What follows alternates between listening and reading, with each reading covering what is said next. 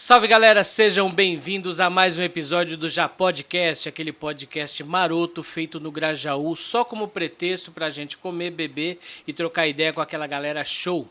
E já que você chegou até aqui, se inscreve no canal, deixa aquele like pimpão, compartilha com todo mundo no grupo do WhatsApp, com a avó, com a tia, com todo mundo, porque pra você não custa nada e pra gente é uma força gigantesca pra gente continuar com o trabalho aqui, beleza? Roda a vinheta!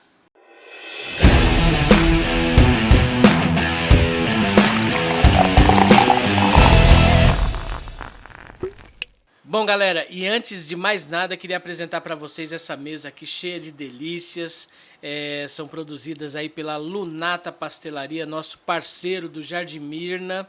Em todos os episódios, vocês já estão conhecendo aí, né? Todos os episódios eles estão presentes aí com essas delícias aí. E se você quer comer também, se inscreve aí no canal deles, no Instagram, @Lunata Pastelaria, e começa a pedir lá porque o negócio é delicioso.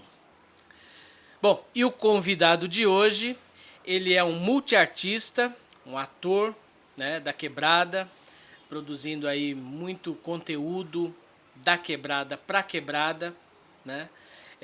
Tem bastante coisa para falar. Seja bem-vindo, Paulo Henrique Santana. Muito obrigado. É um prazer estar aqui. Um prazer e uma felicidade saber que ações como essa estão acontecendo dentro do território, estão acontecendo com a gente, pela gente, por a gente. Então, é isso. Fico grato e bora nós prosear aqui um pouco. Mais uma vez, seja muito bem-vindo. Valeu, muito obrigado. Então, acho que para me apresentar, eu começo falando um pouco de quem veio antes de mim, então vou fazer um canto de abertura. Maravilha. E aí, a gente segue daqui.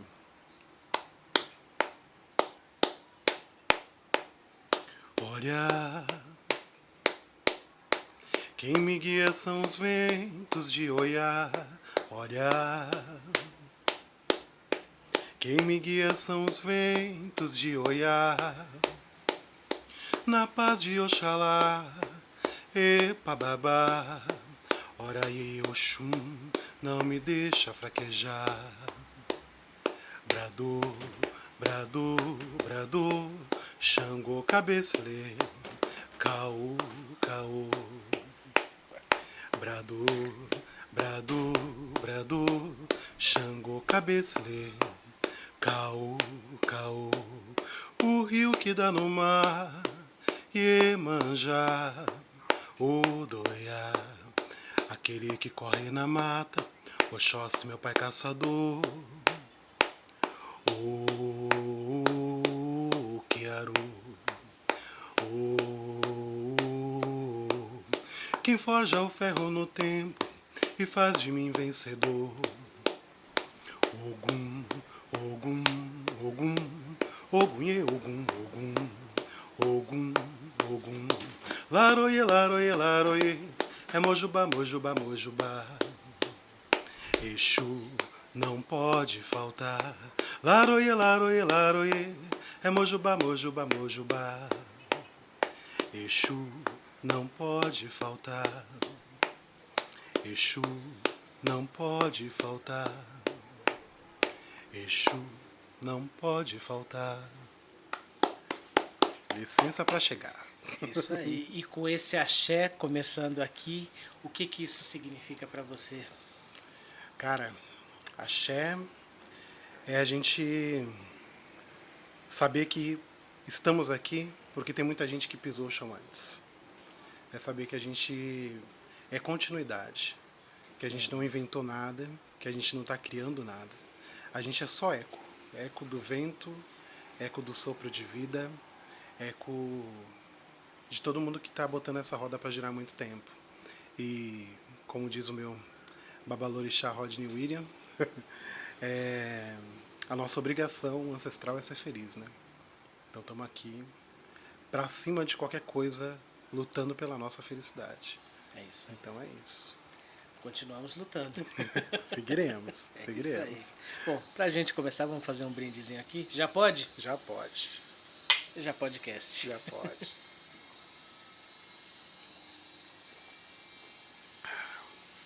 Gelado assim que é bom. Gelado. Opa. Então seja bem-vindo mais uma vez à família Já Podcast. Muito obrigado, muito obrigado. E novamente, muito obrigado e feliz. Eu já começo essa conversa dizendo que eu estou muito feliz por essa iniciativa. Sobretudo uma coisa vindo de família, né? Sim, sim. Uma família junta, fazendo uma parada. É isso, cara. É muito bonito, é muito emocionante. Obrigado. De verdade, é muito bonito, é muito emocionante, porque todo mundo está tentando fazer esse caminho de retorno, né? Uhum. E a família é esse lugar, né? Exato. Estar em família, fazendo a coisa em família, é caminho de retorno, né? Então, é isso. Da hora. Que bom estar aqui. Que bom Obrigado. estar aqui. Que bom ter você aqui. E me diz uma coisa, você é nativo do Grajaú? Sou cria daqui, nasci aqui do lado, no Sucupira. Sucupira. Sucupira. Aqui do lado. Aqui do lado. É. Aqui, ó. Viela atravessa Brasil. Nasci ali, minha primeira infância foi aqui, nasci aqui. Então, as minhas primeiras recordações são: não pode subir para a avenida sozinho. Né? O perigo de subir para Belmira. Né? A Belmira é cruzar pro lado dos predinhos, cruzar pro lado da escola, da feira. Né? Tudo era para esse lado de cá. Né? Lá é o Sucupira e o lado de cá tinha as outras coisas. Né? Então, lembro disso, mas foi uma primeira infância e foi um período bem de primeira infância mesmo, até os 6 anos. Porque depois disso mudei pro Gaivotas. Quando tudo era mato, literalmente. A gente chegou no momento em que o bairro não era o que é hoje, muito distante, assim. Você tem quantos anos? Eu tenho 36. 36, Eu tenho 36, tenho uma irmã de 40, que é a Ana Paula, tenho outro irmão de 32, vai fazer 32, que é o André, e tenho uma outra irmã, que é a Camila, que acabou de fazer 24. É a caçula? É a caçula, que é a filha pós-casamento do meu pai com a minha mãe, né? Entendi. Então somos esses 4 filhos, os filhos de Adalto e Anacleta. E é isso. Aí tem todo mundo junto, né? Janaína, companheira minha, Camila, companheira do André, companheiro da Ana Paula, e o Briner, companheiro da Camila. E tem um sobrinho que é o Bernardo. Só crescendo. Essa família, a galera tá aí, tamo indo. E os cachorros que tá junto no rolê, o gato, e vai tudo junto. Vai aumentando, né? Vai aumentando. Eu acho que essa é a graça da vida, né? Você multiplicar e transmitir para frente os seus valores, os seus princípios, a alegria, né? Quem dera todo mundo conseguisse fazer isso, né? Sim. De forma positiva. E aí você retorna à família de novo, né? Exato. Família é muito forte para você. Pô, cara, é muito forte. E eu tenho uma graça na minha vida, assim, eu tenho uma felicidade de ter uma família que me apoia, né? E uma família que se apoia. Isso já é um ponto bem determinante a pensar a arte na quebrada, né? Porque você conseguir estar dentro de uma família que te apoia para suas escolhas enquanto artista é fundamental para a tua continuidade. Porque quando você não tem isso, cara, como é que faz? Porque a vida de artista é fácil, né? Pô, cara, é uma beleza. Queríamos nós ter todo o glamour que aparece na Plim Plim, né? Queríamos nós ter todo o glamour que se imagina que temos, né? E não temos esse glamour, é muito distante disso. E distante, inclusive, Vixe, são várias tretas, assim, muitas coisas para pensar sobre, mas acho que eu vou fazer um recorte mais pequenininho disso, que é pensar. Ter o apoio da família é o primeiro passo para a gente conseguir fazer a nossa arte. Se você levar em consideração que são muitas cobranças, né? Para quem está do lado de cá, eu comecei a me envolver com a arte, de fato me envolver e ter entendimento que eu estava me envolvendo com a arte quando eu estava com 13 para 14 anos, né? Quando eu tive meu grupo de samba. Então, seu primeiro contato com a arte foi a música?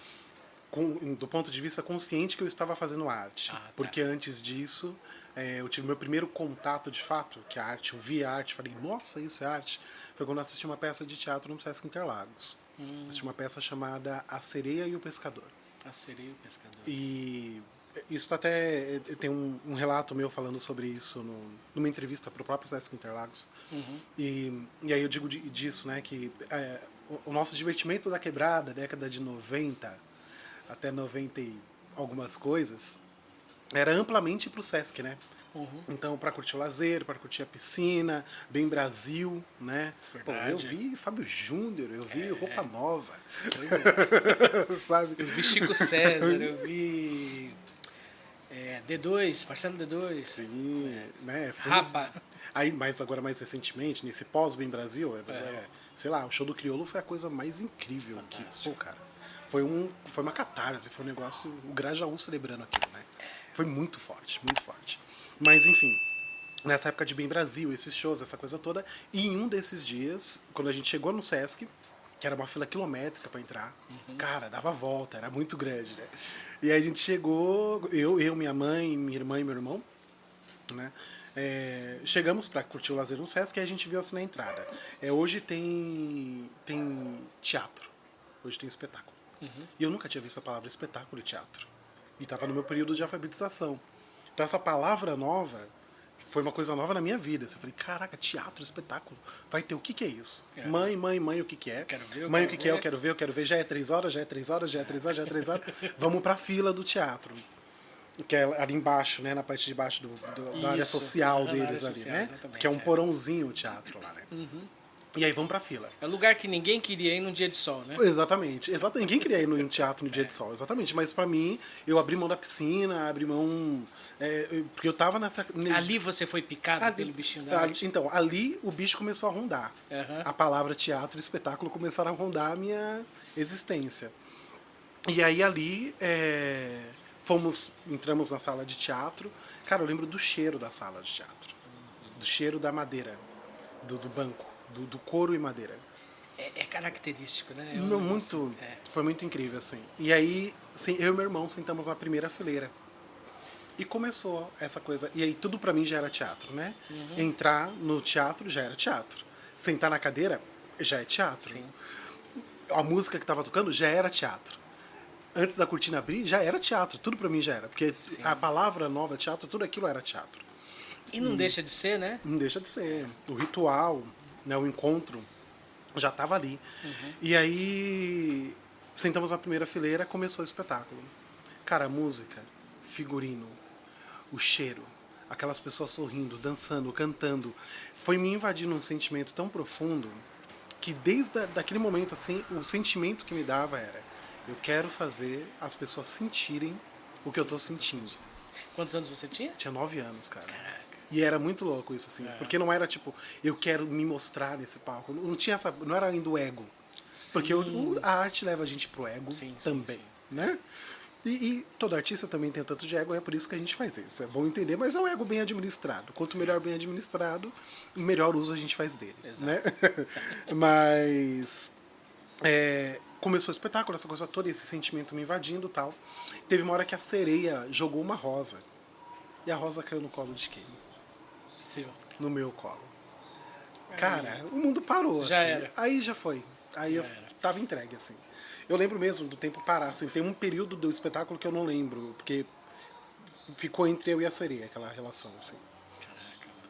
E aí... Deixa eu te fazer uma pergunta. Você teve a oportunidade de conhecer depois os atores nessa sua caminhada? Não conheci, não sei que grupo Uma é esse. dica pra você Quem aí, sabe vocês estejam por aí. E saibam, estamos falando aí da década de 90, o espetáculo A Sereia e o Pescador.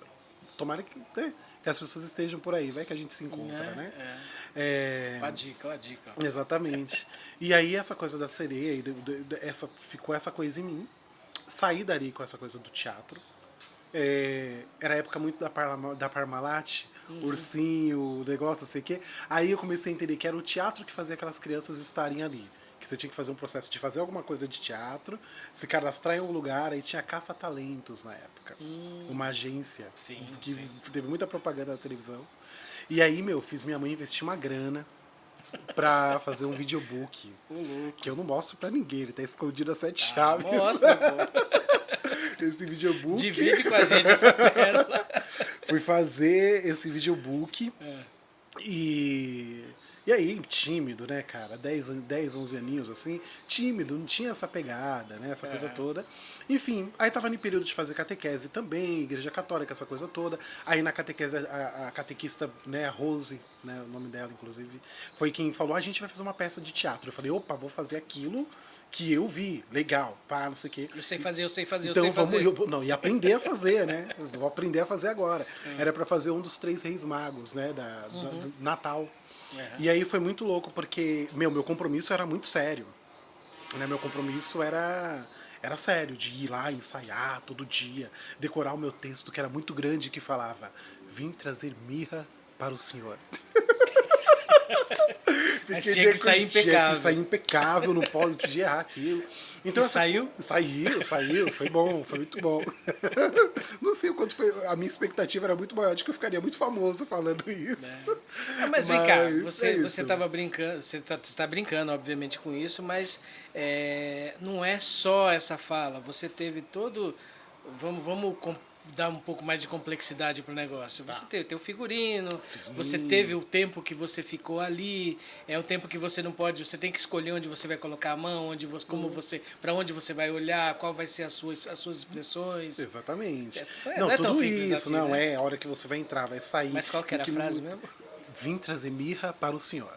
Era Só isso, isso. essa era a fala. Então ali experimentei essa coisa dali de fazer e levar, essa coisa de fazer uma peça de teatro e tal. Esse período de catequese foi isso, foram acontecendo algumas outras peças e experimentando esse lugar. Terminou esse período de catequese, fui pra vida, né? Estudar. Já tava na vida estudando, mas aí moleque de quebrada, né? Futebol, tampão, o DNA da gente que fica embaixo da torre. Essa coisa toda e tal. E aí. E aí quando eu tava com 13 para de 14 para 15, na realidade. Tava com 14. Você diria que o tampão do dedo é a parte do corpo humano que mais se regenera? Total, né, cara? Tá inteiro. O meu tá aqui. Eu também Tá inteiro. eu não e consigo ele- dizer quantas vezes eu arranquei. Não, mas... foi infinitas. Quando ele tava Tô inteiro. cicatrizando, a gente batia de novo, coloca areia em cima. Chega em casa, o pai tá com a cachaça do boteco, bota em cima Cima do dedão. também. E tá tudo certo. Tudo beleza. Segue, né? Imunidade a milhão, né? E aí é isso. Aí foi aí nesse período de 14 anos, né? Finalzinho dos 13 pro 14. Entrei pra coisa do grupo de jovens na igreja, na né? igreja. Na igreja. As motivações eram porque as meninas eram muito bonitas, não era Deus, era assim. Não, Porque, mano, as gatas incrível, estão né? lá. E aí eu cheguei na minha rua fazendo essa propaganda pros meus amigos. Levou todo mundo. Falei: rapaziada, vocês estão vacilando. Vamos lá, que as meninas estão tudo lá. E aí. Levou todo mundo. Foi todo mundo, cara. Foi uma leva, uma galera. E dessa leva toda, 7 amigos eram mais amigos, mais próximos. E esses 7 amigos, em um desses dias de igreja, não sei o quê, chegamos na rua onde a gente morava ali, que é no cruzamento da 5 de outubro com a Binnings. Estávamos ali, a gente ficava até tarde da noite trocando ideia e tal. E a gente se olhou assim e falou: mano, e aí, vamos fazer um grupo de samba? Do nada, só todo mundo se olhou. Vamos fazer um grupo de samba? Não, fechou, vamos fazer. Tipo, derrama Senhor, agora vamos fazer um... Vamos fazer um grupo de samba.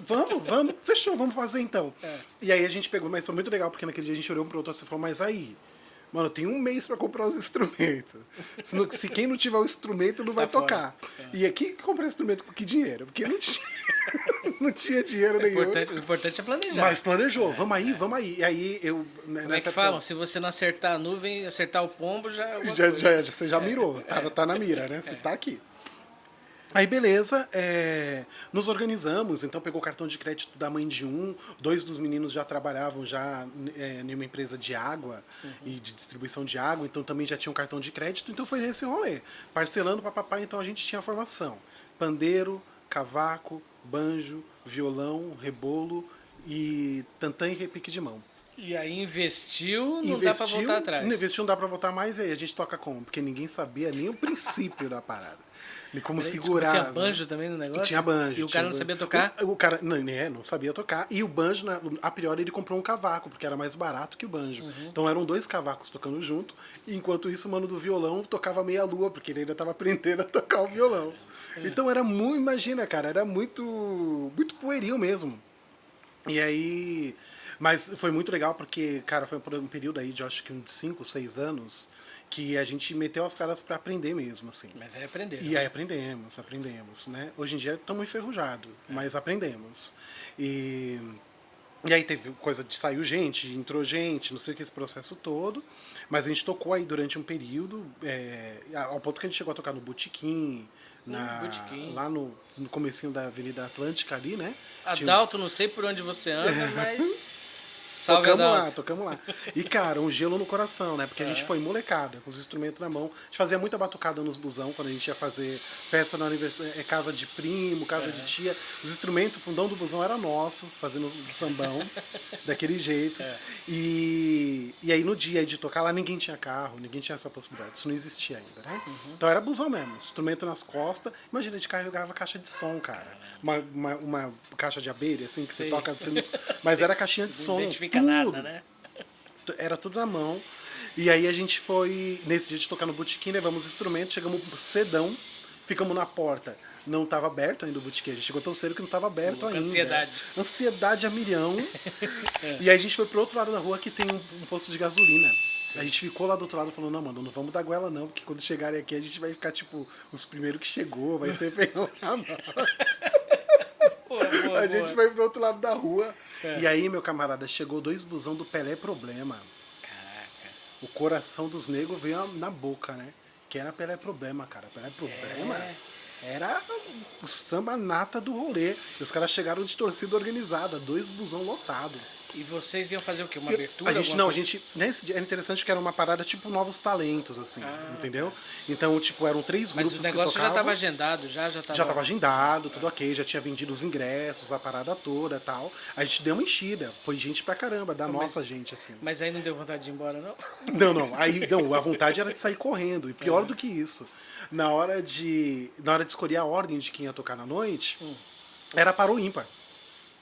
E aí, meu camarada, para o ímpar, aí me colocaram, não vai você, negão, porque o meu pai que tinha articulado esse rolê com o botequim, assim, meu pai era da noite, saía pros botecos, saía pras coisas, conhecia uma galera e ele ficou sabendo do esquema de como o botequim funcionava, que era uma coisa de você receber X ingressos e você tinha que dar X dinheiro para casa. Então você podia vender o ingresso pelo valor, que daria o valor da casa, ou botar uma grana em cima para receber o lucro. Entendi. Que foi o que a gente fez. Aí a gente conseguiu guardar uma graninha nessa época para comprar mesa de som, para comprar umas caixas de som, uma parada. Mas aí deu que, na hora de tirar o para o ímpar, vai lá eu para o 2 ou 1, né? Tal, fomos o primeiro. E abri o dia. Os caras ficaram, mano, você é louco, velho, caraca, mano, nós vamos tocar primeiro e como que vai ser, não sei o quê. E a gente tinha um arranjo que a gente fez, uma música do Jorge Aragão, que era aquela virar, trocando olhares, dando o que falar. Parará. E era uma coisa muito legal, porque era o mando do rebolo dava um papá, do nada. Então a gente já começava nesse gás. E aí começou, meu camarada, a gente do samba rock, todo mundo já dançando a milhão. A gente tocou 1h30, porque a gente ganhou meia hora por poder ser o primeiro. E, cara, foi sensacional, assim, sensacional. Aí dá aquela aliviada. E aí deu pá. E aí, assim. Quanto tempo demorou pra baixar aquela adrenalina? Vixe, cara, acho que não baixou até hoje, né? Até hoje. Boa. A adrenalina tá aqui até hoje, quando você lembra. Volta tudo de novo.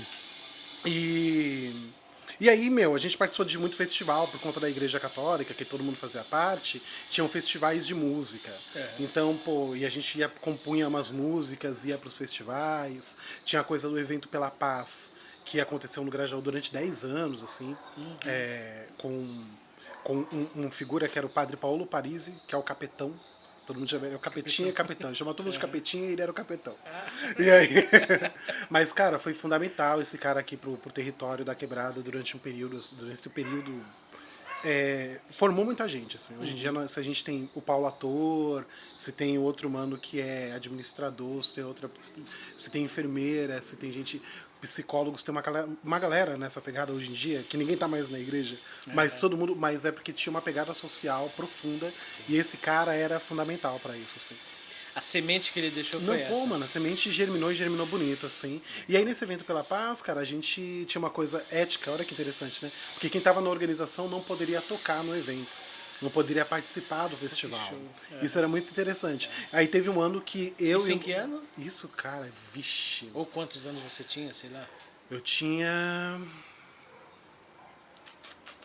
Pô, 16, 17, 18... E aí você colocar um conceito desse dentro da cabeça de um adolescente é fundamental, né? Você leva pro Você resto da falou, vida, né? você leva pro resto da vida, cara. Os meus amigos de vida, assim, que eu falo, mano, é a galera que é o meu pau pra toda a obra, é todo mundo dessa época. Todo mundo, assim. Todos os meus amigos. Fica, né? Uma galera, assim, nós somos uns 16 pessoas mais ou menos. E é gente que a gente pode olhar no olho e se reconhece, sabe? Todo mundo sabe o que viveu junto. Legal. Isso Cumplicidade, né? é muito forte, né? Cumplicidade. E aí é isso, são os irmãos que a gente ganha na vida. As irmãs que a gente ganha na vida. E tem uma galera que faz parte desse. Eu não vou falar todo mundo porque eu vou esquecer nomes. Mas vocês sabem quem são Não vocês. esqueça, Vocês porque sabem as quem são pessoas vocês. ficam magoadas. Mas são irmãos e irmãs da vida. Assim. É. Então, e aí nesse período, pra gente participar do festival em um dado ano que a gente ficou em segundo lugar, todo mundo que era do grupo de samba se isentou da organização do evento. Todo mundo falou, não, então esse ano a gente não vai participar de nada, porque esse ano a gente quer concorrer tocando. E aí a gente foi e ficamos em primeiro lugar, em segundo lugar nessa época. E aí, cara, pô, muito grupo de rap bom. Eu lembro que Facção Central tocou, cara. Ah, é? Facção Mas não. o Facção já era o Facção não, Expressão Ativa. Ah, tá. Expressão Ativa tocou no evento pela Paz. E eles já eram Expressão já Ativa. estava já tava no processo de ser conhecido. Meu, muito grupo de rap, muito cara que tem de mano de rap aqui na quebrada. Tem muito, cara. Que muito. hoje em dia não tá fazendo mais, porque enfim a vida. Mas, mano, rapaziada demais. Umas minas que faziam uns back vocal maravilhoso, sabe assim. E aí era muito interessante porque essa conexão da coisa do samba, todo mundo por conta da igreja, o mano do rap trocava ideia com o mano do samba, que trocava ideia com o mano do rock. Quando a gente foi tocar no festival, inclusive, quem veio tocar com a gente foram dois caras que eram do rock and roll pesado, metaleira. E um veio tocar bateria e outro veio tocar violão. Pra gente tocar no você festival. furar sabe? essas bolhas é fantástico, Cara, né? era demais, assim. Demais. E aí, então, assim, esse período do samba foi o período que eu entendi que eu tava fazendo arte. Né? Entendi que tinha uma outra via dela também, que era interessante, que era importante, e que a gente já tinha também a coisa cênica. Pra mim, a coisa cênica sempre me... Quando estourava a corda do cavaquinho, eu contava piada. No intervalo. Enquanto tocava a corda do cavaquinho, eu contava uma piada. O show tem que continuar. O show tem que continuar. Quando a gente ia fazer uma apresentação, a gente fazia uma cena que contava a história da música que a gente estava cantando, sabe? Legal. Então tinha umas percepções muito interessantes, assim, que a gente ia atinando. A gente já colocava Cristo Negro Sério? na Paixão de Cristo, sabe assim? Já fazia intersecções pensando no lado social. Não era só ali pegar a Bíblia, bacana para quem faz assim, mas pra gente era uma outra pegada. Mas isso por iniciativa de vocês? Nossa, ou por... da gente enquanto jovens protagonistas ali daquela coisa do grupo de jovens. Assim, tinha muito essa autonomia, cara. Isso era muito demais. Era demais. Assim, E essa consciência naquela época já... Já tava. Na real, cara, a juventude já tá aí com isso. O que falta é só o olhar generoso. Tem que ter alguém generoso para falar e potencializar o quanto que a galera é potente para fazer o que veio para fazer. A juventude está aqui para ser potente, mano. É natural. É natural da juventude. É natural da juventude. O problema é que quando você não tem outras ofertas, ela se dilui, mano. Vai se diluir no adoecimento, vai se diluir na drogadição, vai se diluir em tantas outras coisas. Né? Porque essa energia ela tem que ser extravasada de alguma forma. Exatamente. Né? E se você tem alguém ali direcionando isso para um lugar legal, e aí é onde entram esses projetos sociais, que vai fazer essa galera gastar essa energia, essa inventividade, essa criatividade num processo de cidadania mesmo, né? De formação artística, cultural. Você acha que é isso que falta aqui? Eu acho que é isso que não é o que falta. É o que está em desmonte. Em desmonte? Acho que é o que está em desmonte na nossa quebrada. Eu acho que os interesses políticos dos últimos anos vêm de encontro a desmontar essas iniciativas potentes. A alguém interessa que esses jovens não estejam no auge da sua potência. Alguém interessa... Sempre interessou, né? Não é de hoje. Quando essa galera começou a despontar outras perspectivas, quando essa galera começou a despontar outras possibilidades, quando essa galera começou a falar, quero a universidade, sim, essa parada é pra mim, eu vou, né? Quando o patrão viu o filho dele junto com o filho da empregada, aí deu boom, né? Não Aí, funciona, né? aí não dá, né, mano? Que aí, como é? Como é? E aí? Como que vai ser isso aqui? Eu te aceito, mas você é no seu lugar. Não, fica na tua. Entendeu? É lá, malandro. Pô, se nasceu no Sucupira, você vai vir pra cá, quer fazer o que aqui, tio? Entende? Como porteiro eu vou te tratar bem. Com porteiro, ô seu Zé. Né? É nóis, você é maravilhoso. Toma aqui seu panetone de Não, final eu de tô ano. aqui, gosto de você. Né? Você é maravilhoso. Né? Mas e aí? E quando o seu Zé vai poder morar no condomínio? Casar com a sua filha. E aí, tio? O filho dele vai casar com a sua filha. Aí a gente dá um boom, né, mano? E aí eu acho que a gente está em processo amplo, largo de desmonte. Né? Projetos maravilhosos que estavam acontecendo não estão acontecendo. Eu acho que é muito questionável você pensar. Por que, que várias coisas retomam e os teatros ainda não? Qual é o perigo? Que perigo o teatro tem? O que vai ser tão perigoso as pessoas verem lá no teatro que é mais perigoso estar na sala de teatro do que pegar o busão para vir para o terminal Grajaú às 4h30 da manhã? O que é tão perigoso? O que é tão perigoso que certos filmes ainda não estrearam? É porque é financiado pela China? Pelos Soros? O que é? Por que Mandela ainda não estreou? Qual é o perigo? É uma reflexão legal para se fazer, né? Cara, é uma reflexão importante de ser feita. Né? Porque é desmonte e o nome disso é ditadura também. Né? Tem gente defendendo Sim. que a ditadura volte, porque era melhor naquela época. E bota isso como se fosse a verdade plena. Mas é que você não estava no pé de arara, não estava no pau de arara, né? Não foi teu pai. É fácil. Né? Não foi você que tem uma família que não sabe onde está até hoje. Que sumiu no mundo. Né? Aí fica fácil. Porque tem uma galera que não quer olhar e refletir para isso. Entender o que significa o teu posicionamento. Isso é um posicionamento de vida, não é um posicionamento... É um posicionamento diante da vida. Sim. O que te interessa? Entendeu? É uma questão de interesse mesmo, né? De interesse... Que aí você pode dizer se é interesse pessoal ou se é interesse social, né? Exatamente. Exatamente. E então é isso. Tem muita gente remando contra a maré, assim, tentando, dando cabeçada a milhão. Mas, falando do meu campo, que é o campo das artes, assim, cara, pô, meus parça aí tem uma galera que tá passando fome mesmo. Sim, acredito. Entendeu? Acredito. E aí, a quem interessa esse rolê da gente ficar se movimentando para fazer cesta básica para suprir o mínimo, mano? Dignidade, né? Dignidade, entendeu? O que você tem com seus tantos bilhões? O que te interessa tantos bilhões se o outro tá com fome, velho? Não entra na minha cabeça essa parada. Não faz mano. sentido. Não entra. O que te interessa os tantos milhões, os tantos bis, os tantos não sei o quê? Eu tenho duas coisas para falar aqui, vou até pedir para abrir um parênteses, são duas coisas. Tá. Primeiro, é que eu tenho observado esse posicionamento nesse trabalho que eu estou fazendo aqui. A maioria das pessoas que vem aqui tem esse posicionamento, tem essa reflexão muito, muito bem feita dentro da cabeça, né? De que eu não sou contra o cara ter bilhões, desde que você tenha dignidade do lado de cá. Sim. Acho que eu não quero que todo mundo tenha a mesma coisa, use a mesma roupa, seja, sei lá, para não usar o termo aqui que eles gostam muito de usar, né? Mas eu entendo que eu acho que tem que ser assim. Não tem problema o cara ter muita grana. Ter a torneira de ouro, o carro que ninguém pode comprar, não tem problema nenhum, né? Ter seu jatinho, não tem problema nenhum. Desde que você não tenha pessoas passando fome, não tendo dignidade, né, na vida. Então, eu acho que esse é o primeiro ponto para a gente refletir, né? E o segundo é que você falou de desmonte, eu realmente... Deixa eu passar aqui.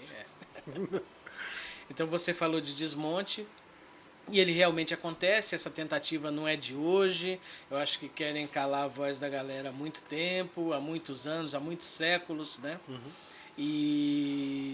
Mas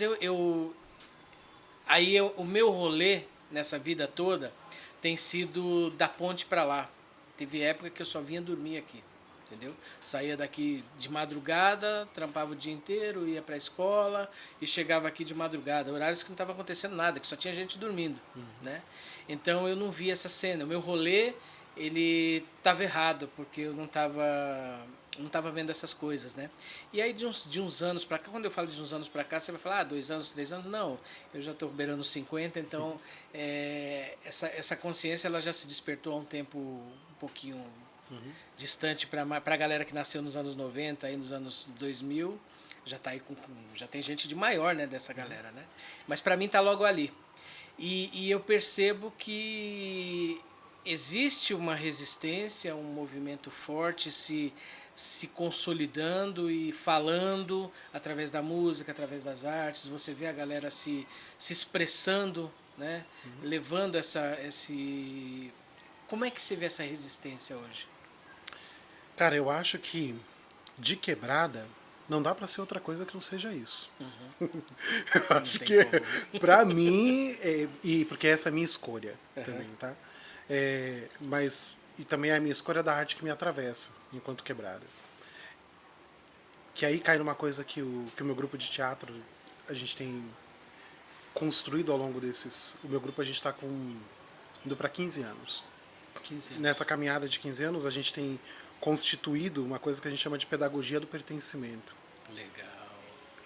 E pensando, Pertencimento, eu adoro essa palavra, cara. cara, porque sendo de quebrada, eu acho que não é que eu tô falando que a gente não pode falar de romance. A gente tem, Sim. mano, a gente quer Tá aqui dentro. a gente quer viver quer o ele, prazer, né? Já diria Titãs, a gente não quer comida, a gente quer bebida, né? A gente quer tudo, né? Mas eu acho que tem uma coisa que não pode acontecer, que é quem tá de quebrada fazer a contranarrativa, né, mano, no sentido de endossar os interesses da casa grande. Não dá pra você engrossar esse caldo do lado de lá. Não dá. Não dá pra você, vindo pra cá, né? Vim de. Peguei um Uber pra vir. E o mano que eu peguei o Uber, Vanderlei, é o mano. Salve, Vanderlei. Salve, Vanderlei, é nóis. Ó, falei de você, hein? Pega Uber com o Vanderlei, galera. Vanderlei, mano, pô, mano preto de quebrada, finalzão do Gaivotas lá, fundando Gaivotas, eu era mais pra cá, pra baixo. E a gente se via muito por aí, né? E aí agora a gente se trombou, depois de muitos anos agora, nesse percurso rápido de eu vir pra cá. E aí, a gente estava falando disso, cara, de como que não dá pra nossa quebrada uma galera não se reconhecer no mano que tá no Sucupira. Porque o Sucupira não é mais o Sucupira que eu nasci. O Sucupira hoje é um Sucupira que serviço de saúde às vezes não entra. O Sucupira hoje é o rolê onde é uma cena de uso. Exato. Ali atrás. Onde Sim, era, sim, onde sim. era a represa, o que é esse rolê hoje? Né? Os caras vão lá e diluem a Cracolândia, fazem uma campanha de. Né? A cidade. Revitalização. Quando a gente quer não deixar a sei o quê. cidade limpa, a gente quer deixar a cidade limpa do quê? E aonde, né? E se a gente está falando de limpeza, que higienização é essa daí? Né? E aí, não dá pra gente ver o nosso maninho sem dente, o nosso maninho. E é uma galera que você fissura. viu o moleque ali do seu lado. E aí você olha pra isso e vai falar que bandido bom é bandido morto, mano. Como é que você vai engrossar esse caldo aí? Não tem como. Tá ligado? É nós. Humano é nós. Então acho que bom que quando a galera cola aqui nessa mesa pra trocar essa ideia, é por esse lado, é por esse elo que a gente tá falando, porque, mano, tem que entender que é tudo nós. E é tudo nós no sentido de que, mano, a mesma narrativa que diz que o bandido bom é bandido morto é a mesma narrativa que vai falar que você não pode namorar com a mina X, que você não pode estar na faculdade tal, que você não pode cruzar a ponte tal, que você não deve estar no lugar X e que você é suspeito. Se isso for separado e você tiver uma definição muito clara do que é esse bandido, vamos até dar ali um certo peso, mas a gente sabe que não é assim, né? Exatamente. E, porque a gente sabe, mano, a gente olha, a gente sabe quem são os nossos. Sim. E aí é isso, eu acho que aí entrando nessa via nossa, né, do grupo Identidade Oculta, essa via do pertencimento pra gente, cair nesse lugar de olhar para a nossa história, olhar para si mesmo, olhar para quem está do nosso lado. E quando eu falo nosso lado, é que a nossa mãe, o nosso pai também é um universo que a gente não conhece. Exato. E aí eu vou te cutucar, cara. Eu vou te provocar. Ir contra bandido bom é bandido morto. É apologia ao crime? Não, jamais. Explica. Dentro Jamais. do seu conceito. Não, não é. Não é isso. Não é o defender o bandido, não é o querer trazer o bandido para dentro de casa, tá ligado? Não é o leva para casa então. Não é isso. Isso tá no manual, né? Tá no manual, tá no manual do pensamento X, né? Sim, Tá ali. Não se trata disso. Eu quero, mano, voltar com meu violão pra minha casa. Tá ligado? Eu já saí do busão na Praça da Sé e tomei uma facada no pescoço quando levou meu pandeiro embora. Entendeu? Eu não sei acho se isso você bonito, conhece não. o grupo Sambará. Sambará, pô, caramba. Essa semana, eu não o nome do cara é o Arthur. Eu não conhecia o grupo. Não conhecia o Arthur. E eles gravaram estavam gravando um DVD essa semana, ali na região da Sabará. E o mano com o instrumento dele, nem sei que instrumento é, eu só vi a história. Ele tava ali no rolê sozinho, voltando à noite. E o cara veio tomar que pegou o instrumento dele e matou ele na facada. Então você falou isso daí, quer dizer, pô, já são dois aí, né, pra contar essa história. Quer dizer, você consegue contar ele infelizmente. Infelizmente não Virou estatística, né? Sim. E é isso. Eu acho que esse mano que fez isso comigo, mano, ramelou, tá ligado? E aí? Mas eu não desejo que esse mano morra. Eu não desejo que esse mano deixe de existir por conta disso. E também não acho bonito o que ele fez comigo. Eu não desejo isso pra mim, pra você, nem pra ninguém. Nem pro mano que tá andando de BMW. Eu não desejo isso pra esse mano também. Sim. Mas eu desejo, cara, que a gente consiga olhar e entender quem é que tá fabricando essa galera. Exato, cara, exato. Eu acho que o problema não é aquele mano que fez isso com você. Sim. Né? Não é o cara que fez isso com você. É a fábrica de onde vem mais deles, né? E a fábrica, um dos recursos da fábrica que produz esses manos é esses desmontes. Sim, Né? sim. Porque aí você começa a cair numa coisa da ilusão de que ter a quebrada cheia de polícia vai trazer segurança. O que traz segurança não é polícia, mano. O que traz segurança é política pública. O que traz segurança é cultura. O que traz segurança é projeto social. Sim. O que traz segurança é comida no prato. O que traz segurança é saúde de qualidade. É isso que gera segurança. Saúde, segurança e educação? Cidadania. É isso que gera dignidade. Dignidade é que gera saúde. Que gera segurança pública. E que gera saúde. Entende? Quando você priva o ser humano de tudo isso, meu camarada, vai te sobrar o quê? Que valores você vai ter para botar em prática, né? Você privou o cara de tudo. Nossa, eu lembro que o primeiro espetáculo do grupo Identidade Oculta se chama Inocentes do Brasil. Era um espetáculo que a gente estava com 17, 18, 19 anos, eu tinha isso. Uma galera um pouquinho mais nova, um pouquinho mais velha. Mas a gente foi fazer um espetáculo que a gente foi questionar a Constituição. Então o espetáculo começava com uma pessoa com figurino catado, umas capas, uma coisa, né? Mas começava falando... Segundo a Constituição, o ser humano nasce livre, dotado de direitos e dignidade. Parará, usava esse texto. E aí, em seguida, entrava uma molecada, os meninos de rua, umas crianças em situação de rua, jogando malabares. E aí, tio, libera R$2, não sei o quê, papapá, o farol vai fechar. Saia correndo. Aí entrava uma outra sketch de uma garota de programa, entrava uma outra sketch de um cara em situação de loucura, entrava uma outra sketch, e eu tô falando disso de 13, 14 anos atrás. Foi o primeiro espetáculo que a gente fez. E a ideia aí era mostrar tudo que a sociedade quer esconder. A ideia era mostrar tudo isso, botar uma lupa sobre isso, e eu lembro que uma vez a gente recebeu uma provocação da Claudinha Alves, que era uma das artistas orientadoras do programa vocacional, que a gente fazia parte nessa época, e ela fez uma provocação falando assim, mas calma aí, vocês querem que eu tenha dinheiro para dar para todo mundo que me pedir? Aí a gente olhou assim e falou, não, a gente quer que você tenha olhar, que você saiba que essas pessoas existem. A gente quer que essas pessoas não tenham que pedir, né? Exato. E naquela época a nossa resposta foi essa. Hoje em dia eu sei que é desse lugar, né? E aí uma outra coisa que aconteceu também foi que um outro artista orientador na época, o Marcelo Correia, pegou e trouxe um texto, não lembro de quem que era e tal, mas eu lembro que era um texto que ele falava uma coisa assim. É, o cara que está em situação de rua, ele passa por um processo de invisibilização. Ele vai sendo invisível. Invisível, invisível, invisível, invisível.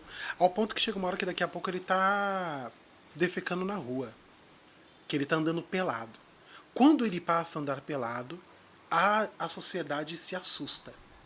Porque existe um homem pelado na rua.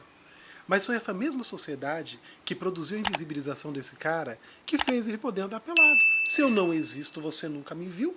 Meu camarada, andar pelado não faz diferença. Tá ligado? E aí você vai querer brigar com isso? E aí agora você vai querer colocar valores? Agora você vai querer falar que... E aí, pegando esse gancho, porque os nossos trabalhos, né, e a minha pesquisa também individual como artista, passa por esse lugar, assim. Passa por esse lugar de olhar, se questionar, entender o que isso gera em mim, entender do que eu quero falar dessas coisas que geram em mim, para entender que fragmentos, que coisas eu quero extrair para colocar uma luz. Para falar, olhe para isso daqui também, ou então me ajuda a entender. Porque não são espetáculos para falar a solução é essa. É tipo, vamos tentar entender esse bagulho aqui junto? Vamos tentar entender o que é essa parada? Sim. Né? E então a gente vem buscando entender. E entendendo que dentro desse processo de se entender e entender o outro, está uma coisa fundamental que é o pertencimento. Pertencer a si, pertencer à sua história, pertencer ao lugar onde você está, pertencer que o outro te habita e que você habita o outro, pra gente é o gatilho da mudança das coisas. Sim. Então a gente está em busca, não encontramos respostas ainda, mas é a nossa busca, a priori. Muito bom. Eu acho que buscar já é um começo, né? Meu amigo, vamos de música um pouquinho? Eita, nós, música. Mostra aí o que você O sabe. que acontece? Porque você estava aqui aquecendo a voz e eu falando, não, tem que ouvir essa voz Vamos ver. de fato. Cara, o que acontece? Eu peguei o violão aqui, mas assim, não é que eu sou um violonista. Isso aqui eu deixo pra Chiquinho de Paula, eu deixo pro Luiz Aranha, eu deixo pro Júlio. Essa galera é a galera que toca violão, né? Eu não toco, eu dou uma arranhada aqui. E essa é uma dessas canções dos espetáculos que a gente faz, né? Ela é autoral? É. E essa aqui foi uma composição que eu fiz. Eu fiz uma parte dela. E aí quando eu terminei a primeira parte, na época o Frank Oliveira fazia parte do grupo também, eu mandei pra ele e falei, termina aí, segunda-feira tem que estar pronta pro ensaio. Aí ele pegou e fez a segunda parte, né? sem pressão.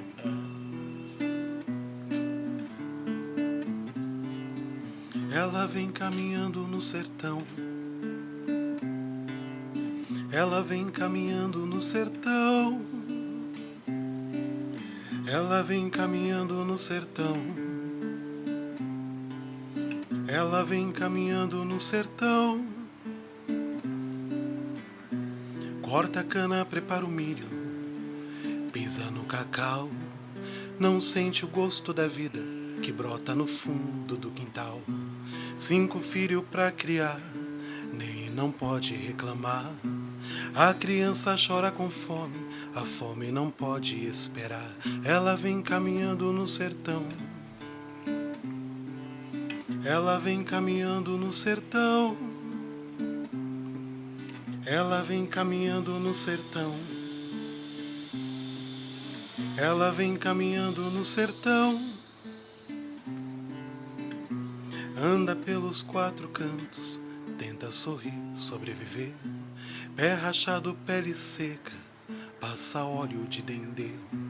Na cabeça leva tudo, sozinha segura o peso do mundo. Pé quente, mão fria, panela vazia, em cima do fogão.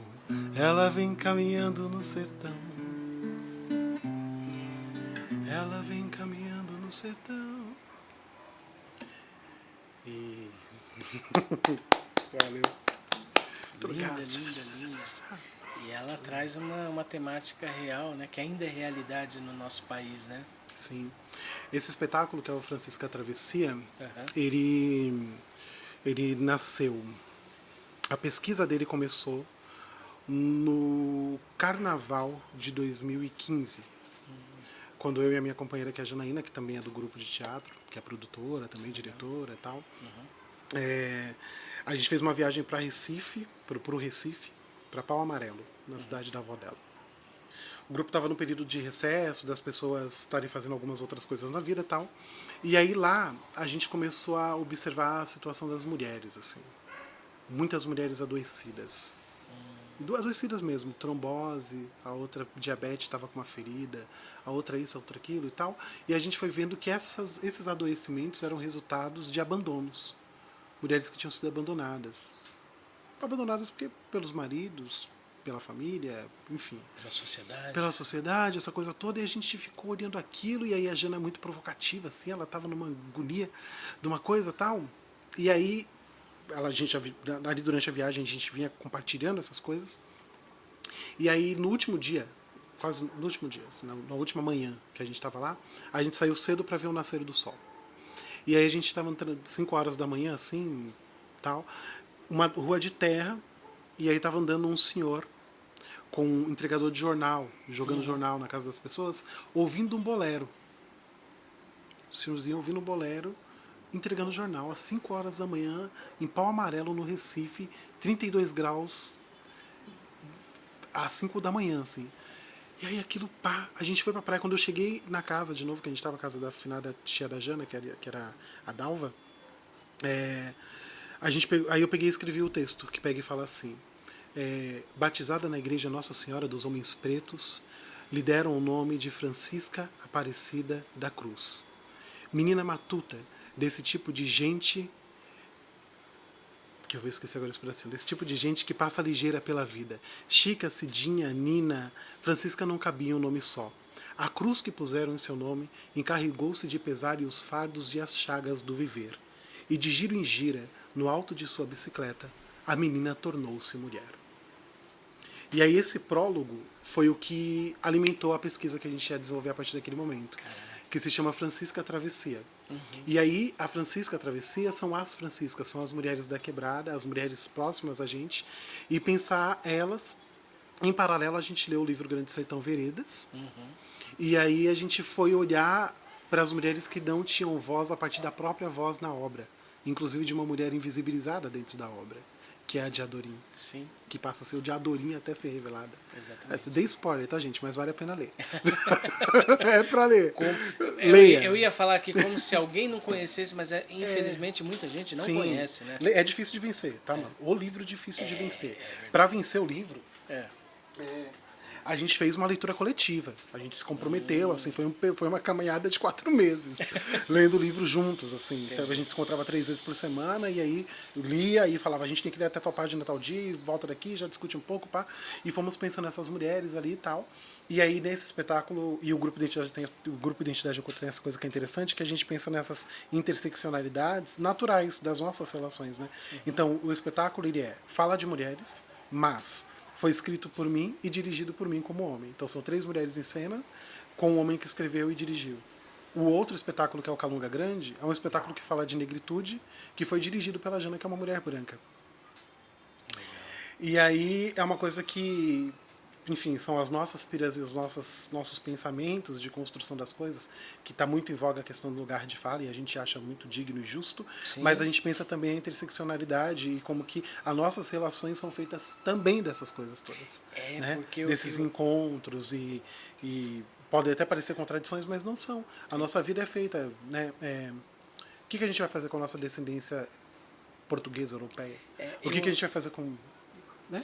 Eu acho que o lugar de fala, né, levado a ferro e fogo, ele acaba criando bolha, não cria? Eu acho que mais do que isso, ele diminui o conceito. Sim. Quando você vai muito para a bolha, você diminui o conceito, que é muito amplo e muito mais profundo. Exato. Né? E a própria Djamila Ribeiro veio fazer uma roda de conversa com a gente na beira da represa, em um junho gelado de 2018. Por conta do projeto Calunga Grande.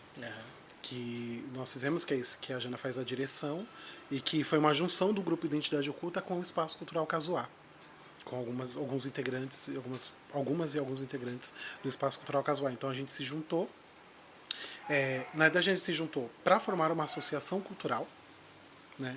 Tivemos essa oportunidade, um colega nosso chamado Carlos Galucci, que é um advogado, queria nos dar uma força de alguma forma, e ele falou, olha, a gente chegou com uma listinha, né? Ó, a gente precisa de tudo isso daqui. Ele falou, tem dinheiro? Não, gente. Mas eu acho que vocês podem fazer uma associação. E aí a gente ficou maturando essa ideia, convidamos, né, isso a priori eu e a Jana nessa conversa, fomos ampliando para o Grupo Identidade Oculta, ampliamos um espaço que estava mais próximo da gente e que já tinha uma correria e uma caminhada que a gente já estava se aproximando há algum tempo, que é o Alan, que hashtag fica a dica, Alan Zasso, para vir para cá muito em breve. Já estamos já aqui. estão em diálogo. Já. É um cara importante de conhecer, assim. E aí é nosso parceiro aí de caminhada, né? E a gente falou, pô, mano, o Alan tá aí a milhão, fazendo os bagulho há muito tempo, abriu um espaço cultural, tocando o negócio e, tipo, sempre por ele mesmo, a gente foi se aproximando e tal. Enfim, e aí constituímos a associação, né? E aí a associação é feita por artistas. Nada mais justo que esses artistas tivessem uma vivência artística coletiva. Um processo de se viver juntos. E aí é daí que nasce não é daí que nasce, mas o projeto que foi feito coletivamente, que é o Calunga Grande, juntou todos esses artistas, esses criadores e criadoras, para viver uma imersão de um trabalho de 24 meses. Que resultou no espetáculo, que foi apoiado pela segunda edição do Fomento à Cultura da Periferia. E aí nós ficamos 24 meses imersos num processo que resultou no espetáculo, que resultou em um CD, né, com as canções do espetáculo, com a discussão da questão racial, no qual a gente conseguiu trazer muita gente para trocar ideia, entre essas pessoas a Djamila, o Saloma Salomão, Maria Macamará, a Sani, Pedro Peu, Maria Thaís, né? Pessoas que pra gente eram pessoas assim que já tava na mente, tipo, mano, se essa pessoa vier pra trocar com a gente, vai ser incrível, Você mano. zerou a vida. Pô, zerou, assim, cara, é isso, a gente conseguiu. Djamila, além de ser uma de axé, né, uma pessoa muito acessível e uma pessoa que topou, sabe, vir e sentar na beira da represa com uma galera no junho gelado, trocar ideia, Saloma Salomão, mestrão, assim, cara. Historiador, artista multi, assim, faz tudo. E um griot nato. E que veio trocar ideias profundas também, que a gente tem até essas rodas de conversa com eles no nosso canal no YouTube, né? Que é Aliás, como é que as pessoas encontram? Então, você consegue achar muito material de vídeo e o próprio CD. O CD do Calunga Grande você encontra em todas as plataformas digitais. Como Calunga Grande. Com Calunga Grande, Rios de Sangue, Corpos Negros Jogados ao Mar. Então você encontra o CD nas plataformas digitais todas aí. No YouTube você encontra o CD. E aí no YouTube da Associação Cultural Cafundós, você encontra vários trabalhos nossos, assim. Rodas de conversa, lives, cenas, coisas do teatro pensada para a linguagem audiovisual. Esse próprio Calunga Grande passou por uma desmontagem, né, o projeto Desmontagem do Sesc Pompeia, que a gente fez uma temporada. Isso tudo está no seu Linktree, né? Tudo está no Linktree, isso. Vai lá no meu Linktree, é PH Santartes. Acho que é assim que me acha lá pelo vai estar na pelo descrição, Instagram. a gente vai colocar. Então, tá aqui, ó, tá aparecendo aqui embaixo. Tá aqui, agora, tá, gente? Ó, encontrei aqui, eu nunca sei como que eu me acho. Mas no Linktree dá para acessar essas coisas todas e encontrar os caminhos, as ramificações. E, os links estão na descrição do vídeo. Massa, legal. Então, é isso. E aí, então, teve Francisca, né, que fez essa canção que eu fiz agora há pouco. Mas no Calunga também tem uma canção que é assim, ó. Manda lá. Tentar fazer no pandeirinho aqui.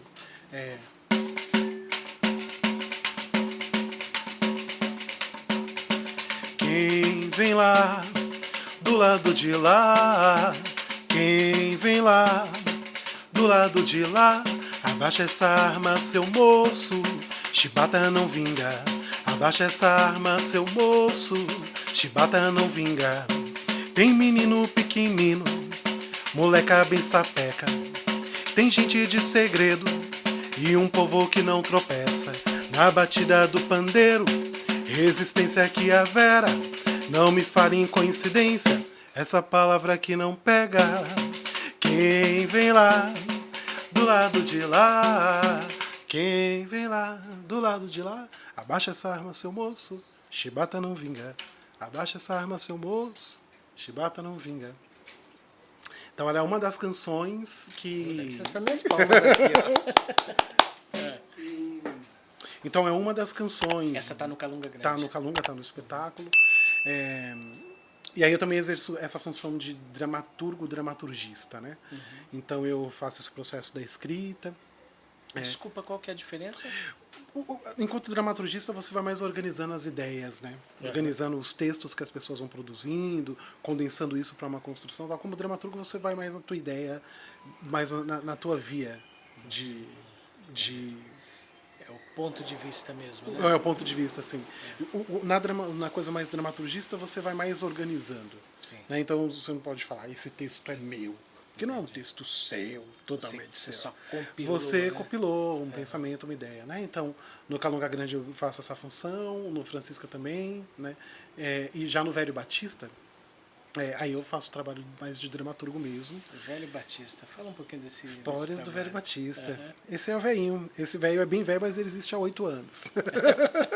É um velho novo. É um velho novo. Mas o Velho Batista ele é um espetáculo que ele é uma compilação das minhas histórias de vida, basicamente. Esse Paulo, que nasceu no Sucupira, foi pro Gaivotas, morou um tempo no Chácara Santo Amaro, voltou pro Gaivotas de novo. Essa minha relação Belmira Marim para dentro, ela está traduzida no texto do Velho Batista. São histórias das quais eu gostaria de contar, mas eu achava que como um rapaz de 28 anos na época, não tinha autoridade para falar. Falava, mano, eu sozinho não tenho autoridade para falar esses negócios aqui. A Quebrada aqui. confere essa autoridade pra molecada muito nova, né? Mas acho que falta essa credibilidade. Eu falei, né? não vou ter muita credibilidade. Aí foi quando surgiu o Velho, a priori como uma aparição mesmo, assim. O Grupo Identidade Oculta fazia uma residência na Associação Comunitária Cantinho do Céu. E aí, em um desses dias de ensaio, trabalhos, coisas assim, nessa época eu estava fazendo iluminação para um outro espetáculo do Grupo Identidade, que era o Lobo Que É Em Mim, que é um espetáculo mudo, bem interessante, que não tem fala, Caramba. mas tem texto. Como assim? Porque ele tem uma história, né? Tem uma história sendo contada, ele tem uma trajetória, ele tem um roteiro muito bem escrito, mas você não escuta a palavra, não existe a palavra. Que legal. Existe os grunhidos. É um trabalho pensado, foi uma direção da Gisele Ramos na época, e é um espetáculo que foi baseado no expressionismo, assim, e nos contos de fada a partir dos contos originais, né? Não pelo filtro Disney. Entendi. Mas pelo lugar original, assim. Então, os contos no lugar mais macabro, né, e tal. Então, o espetáculo passa por esse lugar. Quando eu estava fazendo a iluminação desse espetáculo, cheguei mais cedo no espaço, estava sentadinho no sofá e tal. Eu estava acabando de sair do grupo Redemoinho, que é um grupo que eu fiquei 3 anos lá no centro da cidade. Tem ali uma sede ali na Álvaro de Carvalho. Então eu fiquei 3 anos ali, entre o grupo Identidade Oculta, aí dei uma pausa na Identidade, fui ver outras coisas, e fui para esse grupo Redemoinho, que foi minha escola, cara, assim, literalmente. Foi o gatilho entre o Paulo, ator da Quebrada, fazendo o seu teatro amador, e um Paulo que foi viver a coisa do teatro profissional e lidar com os monstrão, cara, Edmilson Cordeiro, Carlos Mendes, Rudi Fran, Isabela Pimentel, monstro, só gigante, né? Só monstra e monstro no palco para você ter que encarar ali. E aí isso foi, mano, muito grande, assim, foi muito legal. Que deu outra visão para minha construção musical dentro do trabalho, numa vivência muito profunda com Luiz Aranha também, e com Vitor Rodrá e tal. Então essa galera foi escola para mim, assim, foi escola profunda, são amigos, parceiros para uma vida, assim. E aí, quando eu saí do Redemoinho, eu saí muito preenchido de Redemoinho. Porque quando eu fui pro Redemoinho, eu fui lá porque eu encontrei neles uma coisa que eu estava tentando fazer no Cantinho do Céu. A estética que eu estava tentando fazer com o grupo Identidade Oculta no Céu Navegantes, quando eu fui pro Redemoinho, eu vi ela acontecendo. O jeito de fazer teatro, a forma, o texto, o processo intenso de todo dia da semana tá lá 4 ou 5 horas ensaiando, virar madrugada. Esse ritmo frenético é o que eu estava buscando e não conseguia. E você conseguiu imprimir aqui?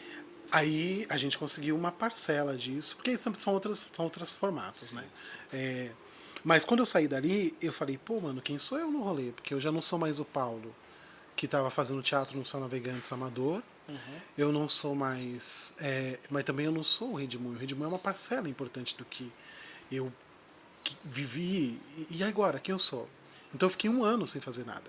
Caramba, Sem só. escrever uma linha, sem cantar uma nota. E qual que era a sensação? Qual que era o sentimento que você tinha? Cara, é o vazio, é o oco, é o espaço. Se eu for pensar no universo, é o astronauta no universo. E aí como é que você Só. preencheu esse vazio? Num belo dia, desse processo de fazer a iluminação do lobo que é em mim, sentadinho no sofá da associação, da cozinha da associação, me veio a imagem de um velho entrando naquela cozinha, indo até um filtro, colocando água numa caneca, indo até o fogão e esquentando essa água para passar um café. Aí chegaram as pessoas. Essa imagem, puf, ficou em mim. Falei, mano, eu falei, caraca, interessante. Fiquei com essa ideia. 1 ano, ela maturando. Nesse processo, eu escrevi um projeto chamado... Eu já fazia uma contação de história, né? Eu sou ator, sou contador de história, educador, músico, tudo isso. E eu já fazia a contação de história. E já vinha desenvolvendo esse trabalho da oralidade, essa pesquisa e tal, né? Sobretudo a partir de um curso que eu já tinha feito com a Alessandra Giordano. E aí eu falei, pô, vou escrever um projeto para o programa Vai, que vai ser para poder circular com um de canto em canto, de conto em conto, e apresentar para uma galera que eu nunca consegui apresentar. Porque as pessoas não têm dinheiro para pagar para receber o espetáculo. Então ele circulou por CCAs, né? Circulou por escolas públicas e por Cieja, lá na... Nossa, qual que é o nome daquele bairro? Cara, longe. Depois eu vou lembrar. Sapopemba. Nossa, Lá em longe, Sapopemba. longe. Longe, muito Você longe. falou longe, eu não achava que era tão longe. Sapopemba. E aí a ideia era fazer a circulação desse espetáculo, do de canto em canto, de conto em conto, com a contação de história, fazer um livro no qual tivesse o registro dos desenhos que as crianças fazem durante a contação de história. Porque um dos métodos que eu faço na contação de história se chama exteriorização. Então eu conto a história, ou ela completa até um certo ponto, jogo para a molecada, para a criançada, eles expressam isso desenhando, ou fazem uma cena de teatro, ou criam uma narrativa nova a partir daquilo, e a gente decide se vai ter a continuidade da história ou não. Entendi. Né? Se a gente vai dar um fim ou não. Então eu falei, e as crianças desenham coisas incríveis e tal. Então a gente pegou os desenhos, cara, a gente alcançou um público de mais de 2.000 pessoas, então a gente teve mais de 2.000 desenhos. Teve que fazer um filtro, escolher quais iriam entrar e representar um pouco esse processo no livro, e também contar um pouco essa trajetória desse método, desse trabalho, de como se formou esse Paulo contador de história, que não é eu sou um mano preto de quebrada que não veio dessa história de roça, em volta da fogueira, ouvir história, essa coisa toda. A gente na periferia vai para outras vias de histórias, né? São outros caminhos, né? Até mesmo porque a nossa infância foi atravessada pela veraneio, Exato. né? Ela foi atravessada por outras coisas, né? Então, mas aí é isso. Então, era a ideia de circular com esse espetáculo, fazer esse livro e escrever um ensaio sobre o velho Batista. Que era pegar aquele velhinho, eu vou criar uma história para ele agora. Aquele que você teve. Aquele velho que eu tive aquela coisa e tal. Falei, mano, mas qual vai ser a história desse velho? O que eu vou começar a escrever? Quando eu comecei a escrever, eu fiz de fato a tradução do que era aquele velhinho entrando. Então, uma cozinha com o teto parece que está caindo, as paredes têm cor marrom, a cor é amarela, lembra o tom âmbar do bairro nos anos 90. Tarará, tarará, tarará, tarará. Fui traduzindo isso tudo até que começa o primeiro trecho da fala do velho, que pega e fala. E foi a partir desse trecho que eu vou falar agora que nasce o velho, que ele diz assim: o meu nome é Batista. Se tivesse João na dianteira do meu nome, seria igualzinho àquele que banhou Jesus Cristo nas águas do Jordão. Mas só que eu, como não tenho a devida e divina importância, eu me basto com Batista, sem nome para frente, nem nome para trás. Só Batista. E esse texto foi o que fez o Velho Batista nascer. E aí eu fui escrevendo e fui traduzindo as minhas histórias de vida. Falando da bica d'água, do chão batido, da lama, da dificuldade do transporte. E fui colocando das crianças indo ver gente morta. E tarará, tarará, fui traduzindo e aí foi cara, isso. isso de ver gente morta era atração, né? Era atração. O Gil Gomes era nosso parça. Tava todo dia na quebrada. E Né? aí É muito você, louco. quando você fala que ele não tem nem nome para frente, nem nome para trás, seria uma referência a não ter um vínculo com o passado, uma ligação com o passado e o futuro é nublado? Na verdade, ele vai para uma coisa que depois traduziram, né? O pessoal do grupo Balada na época traduziu isso de uma forma que tem essa coisa de você faz uma coisa e quem vai traduzindo o que ela significa são as pessoas, né? E aí o Balada na época deu uma tradução muito bonita. Eles falaram assim: o Velho Batista é uma alegoria da memória. Eu falei, Legal. gostei. Ele é uma alegoria da memória. É isso, essa coisa de não ter nome pra frente nem nome pra trás. Tem uma coisa um pouco no velho que ele vai falando lá na frente também assim. Ele diz assim: às vezes eu me perco no tempo, relógio no giro contrário, caminho de ida sem vinda, vida sem ida, são só uns relâmpagos que clareiam uns pedaços soltos da minha memória. O que eu conheço de mim é só uma porção de minha vida do passado, de um tempo que não tem volta em si, que só vive nas minhas histórias e invencionices. Então ele é mesmo uma alegoria. E o que ele significa para as pessoas também ele significa para as pessoas. Hoje eu acabei de acessar no Instagram, uma pessoa me marcou, lá da Bahia, da Universidade da Bahia, fez uma cena muito espelhada no Velho Batista. E algumas pessoas têm me provocado de falar assim: Paulo, qual vai ser a continuidade do velho? Ele vai contar todas as histórias, ele vai não sei o quê. Quando eu vi essa cena dessa moça, eu não vou lembrar o nome agora, mas eu vou falar com ela logo mais no Instagram. Eu falei: a continuidade do velho é essa. A continuidade do velho é o que as pessoas vão fazer com isso depois da experiência. Fantástico. A continuidade não sou eu. Não sou eu que vou fazer essa continuidade. A continuidade é o que ficou nas pessoas. Que maravilha, cara. Que Eco vai tomar. Show de bola. É Eu queria fazer aqui um comentário, né? A gente já chegando aí no fim, né? Ou no começo. Eu tava pensando aqui. Eu vou fazer outro comentário antes do que eu ia falar. Tá.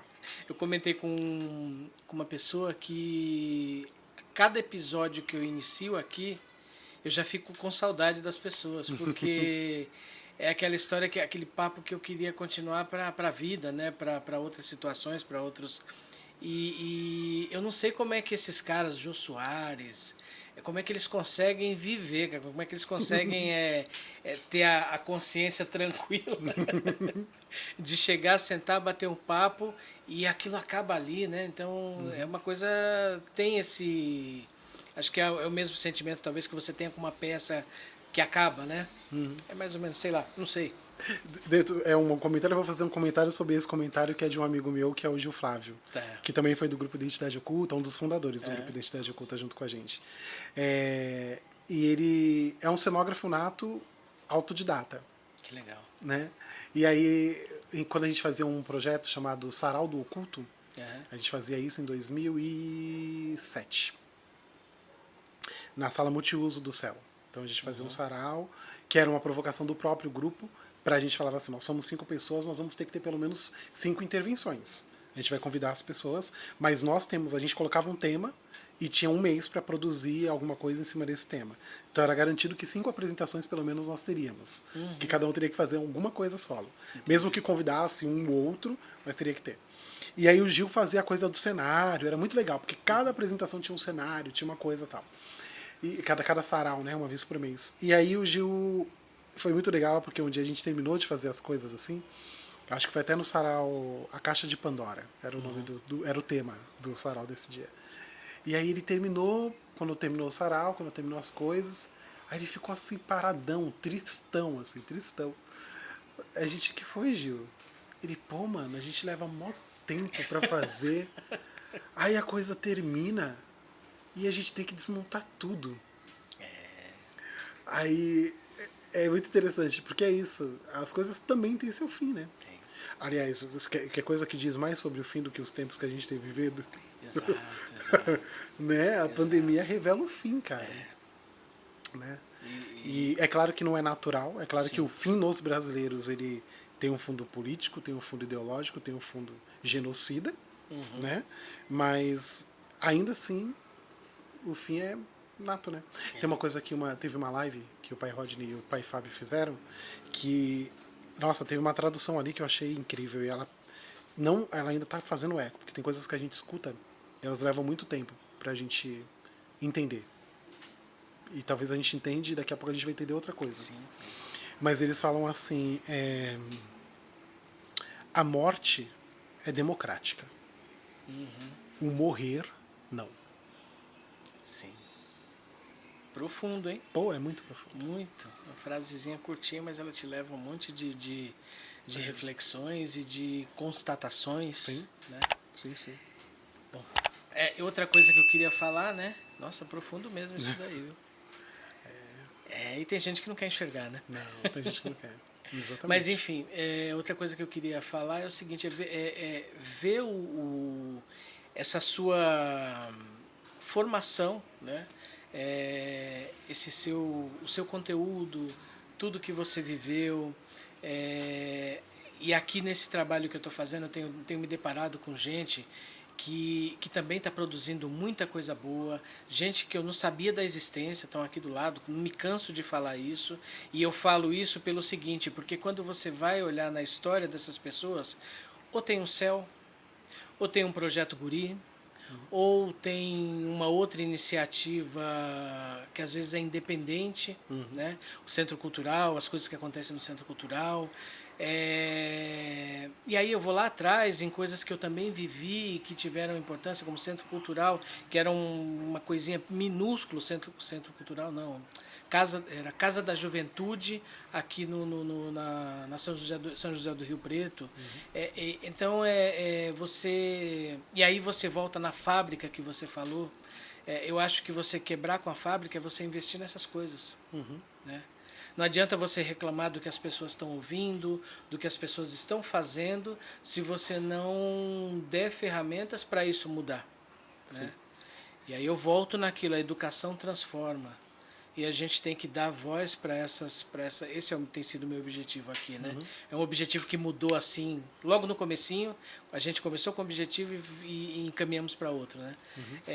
E eu quero dar voz para isso, eu quero dar voz para esse trabalho que vem sendo feito aqui, inspirar as pessoas através, na realidade não sou eu que estou inspirando, são vocês que estão aceitando aí o convite, vindo aqui falar das experiências de vocês, do caminho que vocês seguiram, porque eu acho que as portas elas estão ali para todo mundo, né? Não tem esse negócio de falar, não, é só você se esforçar, não sei o que, não, elas estão ali e às vezes o acaso faz você abrir uma porta diferente. E aquela porta dá ruim. Sim. Né? E aí você fala, mas aí é índole, é não sei o quê. Não, às vezes não é só isso, né?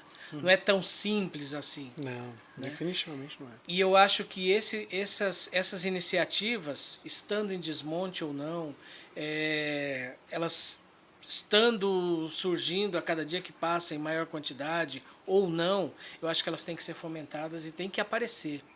Entendeu? Porque esse trabalho é muito bonito e ele muda a cabeça das pessoas, muda as pessoas, né?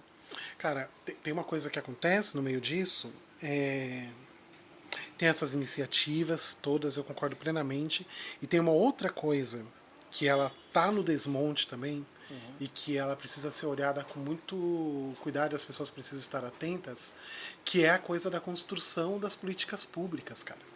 Esses projetos que eu falei, Francisca Travessia, Velho Batista, Calunga Grande, eu estou falando só de nós aqui do nosso umbigo. Sim. Foram todos trabalhos que foram contemplados por leis da Secretaria, por programas da Secretaria Municipal de Cultura, né? Que conseguiu injetar uma verba para a gente executar o trabalho. Quando você perguntou se eu consegui trazer isso para cá, de como era o ritmo frenético lá no Redemoinho, eu não consegui. Mas a gente conseguia assegurar que 2 dias na semana as pessoas pudessem estar durante 9, 10 horas juntas, produzindo e fazendo arte. Porque a gente conseguia se organizar para se pagar. Sim. Porque como que eu tiro você do seu trabalho 2 dias? Tem como, né? Como que eu tiro o outro ali? Como que eu tiro a outra criança de uma possibilidade? Eu vim também de um programa, social, né? Na época que chamava Gente Jovem, que eu recebia uma bolsa de R$ 65 na época, em 2001, né? Eu recebia R$ 65, bora molhar as palavras, né? Opa, importante. Recebia R$ 65 que me possibilitou estar em um curso que nutriu o educador que eu sou hoje. Exato. Entende? Então, assim, a gente tem essas coisas, todas essas, pensando em instituições e os prédios e os lugares e o que acontece dentro desses prédios, mas você também tem os coletivos que já foram nutridos em outros momentos, como, por exemplo, saiu uma galera do Guri, por exemplo, né?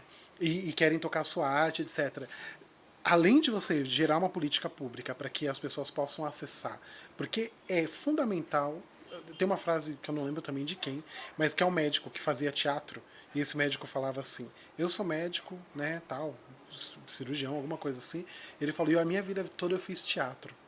Eu acho que todo ser humano deveria fazer teatro.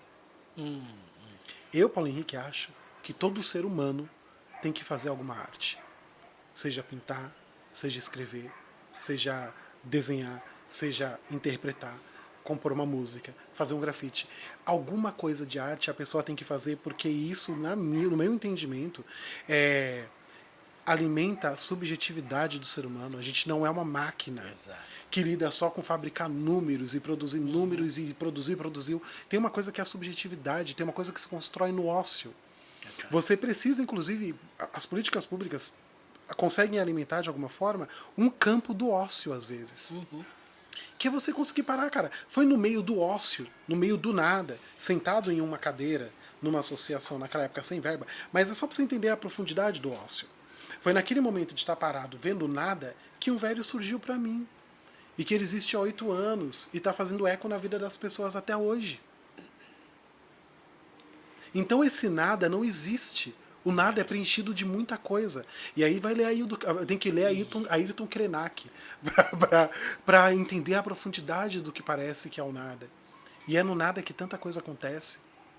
Entende? E eu faço coro com você, cara, pelo seguinte: tudo isso que a gente está vendo aqui e que está gerando frutos, está muito legal. A gente está conseguindo fazer um trabalho que eu não imaginava que eu podia fazer, que eu tinha capacidade de fazer, não imaginava. Ele surgiu do ócio. Por quê? Porque eu trabalho aí há 30 e tantos anos já. Comecei a trabalhar com 14 anos e CLT, né? E eu já estou com 48, então faço as contas, né? Então, nesse período, eu saio de casa de manhã, pego 1h30 de trânsito, 2 horas de trânsito, fico o dia inteiro no trabalho e volto para casa mais 2 horas de trânsito. E, de repente, a pandemia, ela proporcionou com essa tragédia. Ela proporcionou a possibilidade de eu fazer home office. Eu fiquei 1 ano em home office. E aí eu ganhei 4 horas no meu dia. Assim, 4 horas, assim, do dia pra noite, tenho 4 horas por dia. O que eu faço com isso? E aí a cabeça começou, como é que é? Cabeça vazia, oficina do diabo. Ou pode e aí, produzir né? coisas muito boas. Exato. O diabo às vezes pode ensinar coisas Sim. importantes. Não é?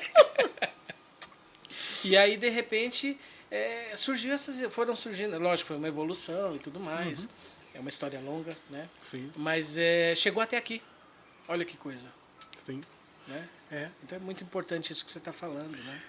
Cara, porque a gente não pode levar em consideração a nossa vida somente a partir da medida da produção, cara.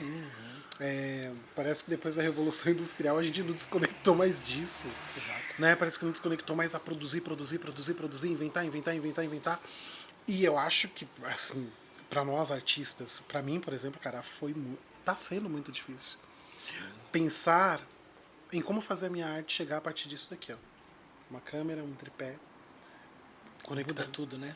Pô, velho, muda tudo. Você está falando com o público no futuro. No futuro, você não...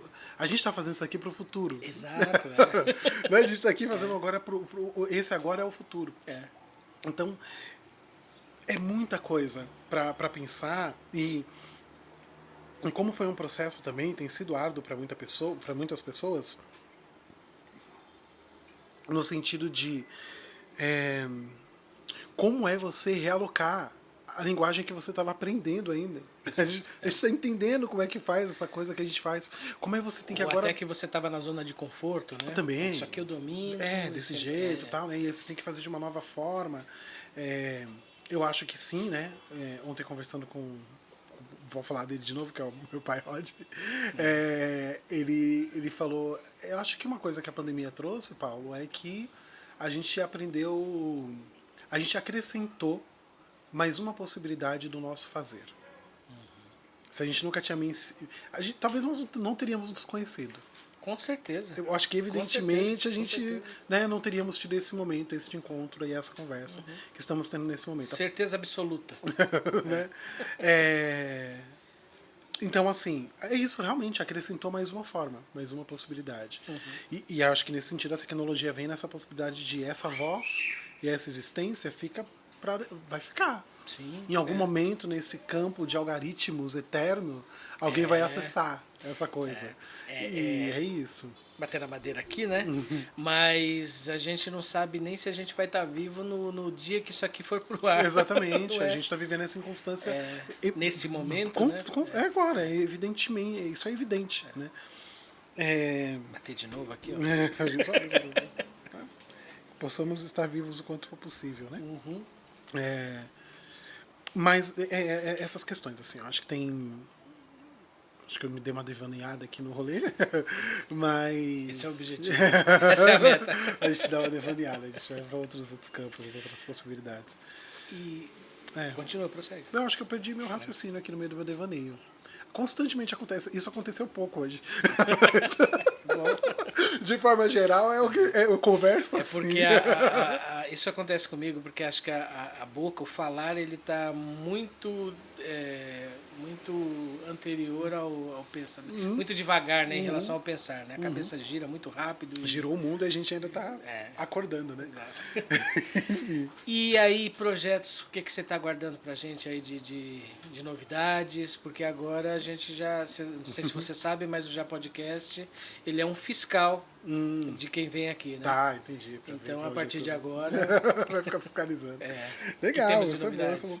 Não, cara, o que tem de novidade é que é isso, assim, tem o Velho Batista, aí nesse formato online, tá lá no Sesc SP, e também tem uma roda de conversa no final do espetáculo, assim, mas eu acho que aí durante um período, a gente tem um processo aí que vai ficar durante um tempo no ar, então durante um período as pessoas vão poder acessar dessa forma online esse encontro com o Velho Batista, né? Então, acho que o meu primeiro convite é isso, vá ver isso, porque eu acho que o Velho Batista é a minha parcela mais bonita para dar para o mundo. Eu gostei. Gostei, muito legal. Que bom. Gostei da barba do Velho Batista. Você gostou, né? Gostei. Todo o processo ali.